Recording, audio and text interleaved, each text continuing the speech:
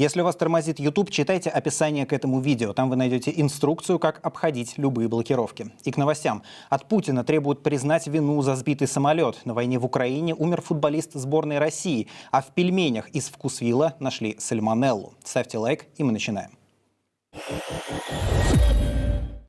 Признание вины, наказание виновных и выплата компенсаций. Такие требования Азербайджан предъявил России после крушения самолета Embraer 190. Президент Ильхам Алиев заявил, что Кремль пытается, цитата, «замять вопрос». Напомню, что в авиакатастрофе 25 декабря погибли 38 человек. Основная версия крушения – работа российского ПВО. По словам Алиева, борт сначала атаковали средствами радиоэлектронной борьбы, а затем подбили с земли. Азербайджанская сторона огорчена, что российские официальные структуры выдвинули версию о взрыве газового баллона в самолете.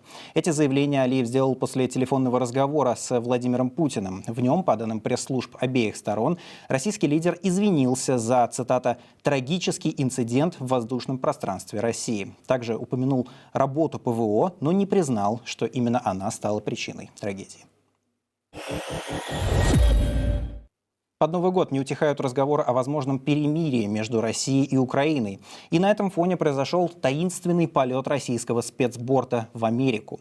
Самолет Ил-96-300 специального летного отряда «Россия», на котором летают первые лица страны и главы спецслужб, 25 декабря совершил рейс Москва, Санкт-Петербург, Нью-Йорк, Вашингтон. Данные полеты изучили журналисты телеграм-канала «База». А 28 декабря борт уже полетел обратно в Россию. Этим самолетом раньше летали зампред Совбеза Дмитрий Медведев, глава СВР Сергей Нарышкин, а также министр иностранных дел Сергей Лавров и другие чиновники. Американская сторона этот полет никак не комментировала, а вот спикер российского МИДа Мария Захарова сказала, что это была всего лишь плановая ротация дипломатов. Сам Лавров накануне заявил, что ему не нравится предложение команды Трампа. Цитирую: «Нас, конечно, не устраивают звучащие от имени представителей команды избранного президента предложения отложить украинское членство в НАТО на 20 лет, а также ввести на Украину миротворческий контингент британских и европейских сил». Конец цитаты. Накануне в ряде украинских СМИ появилась информация о том, что на сегодня, 30 декабря, назначена некая важная встреча, на которой будет подписано перемирие. Однако в пресс-службе Кремля говорят следующее, цитирую: «Международных контактов по мирному урегулированию на 30 декабря в графике президента нет», цитирую пресс-секретаря Дмитрия Пескова. «Предпосылок для завершения конфликта в Кремле пока тоже не видят». Конец цитаты. Добавлю, что накануне президент Владимир Зеленский в вечернем обращении к нации заявил, что США скоро объявят о новом пакете помощи Украине. На войне в Украине погиб бывший футболист сборной России. Он попал туда после приговора по делу о наркотиках. После завершения футбольной карьеры жизнь у него не складывалась. Он занимался грузоперевозками, но неудачно. В прошлом году в Краснодаре его задержали с полкило наркотиков. Он получил срок 9,5 лет колонии строгого режима. Но сразу после приговора написал прошение об отправке на фронт. На войне Бугаев успел провести только 2 месяца. Ему было 43 года. В СИЗО умер Андрей Котов, один из самых известных обвиняемых по делам о так называемом ЛГБТ-экстремизме. Его обвиняли в организации путешествий для геев. Котова нашли мертвым в камере. По словам адвоката, следователь сказал ей, что тот покончил с собой в ночь на воскресенье. В изоляторе мужчина продержался меньше месяца. Под арест его отправили только в начале декабря. Во время задержания его пытали и били. Попав в СИЗО, он сразу оказался в карцере. СК начал проверку по факту гибели. Как пишет «Коммерсант», по результатам проверки могут быть возбуждены уголовные дела о халатности и доведении до самоубийства в отношении сотрудников ФСИН и сокамерников Котова. Дети отравились пельменями из вкусвилла. На плохое самочувствие 2 детей 4 и 8 лет обратила внимание их мать. Симптомы – рвота и температура около 39 градусов. Во вкусвилле вернули стоимость покупки, однако попросили подтвердить диагноз. Семья обратилась в Роспотребнадзор. Там нашли в пельменях сальмонеллу.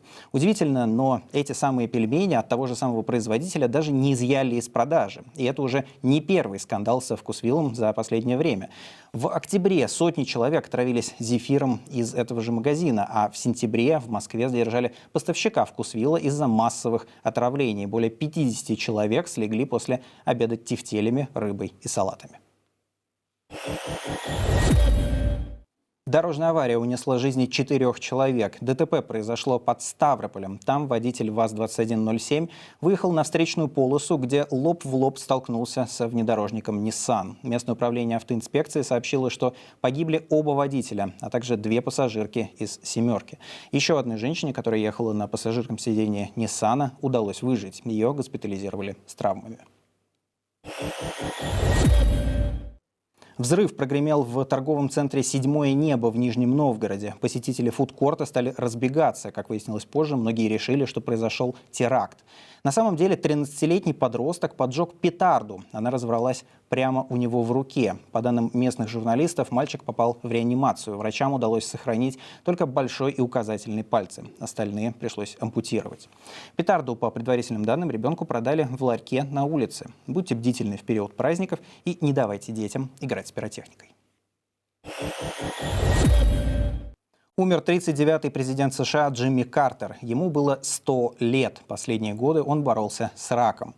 Джимми Картер был президентом Соединенных Штатов от Демократической партии с 1976 по 1980 год. Он сыграл одну из ключевых ролей в урегулировании арабо-израильского конфликта. После отставки Картер активно занимался защитой прав человека, за что в 2002 году удостоился Нобелевской премии мира.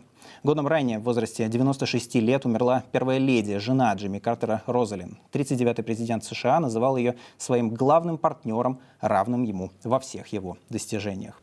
Это были все новости к этому часу. Меня зовут Василий Азаров. Подписывайтесь на канал и ставьте лайк. До встречи.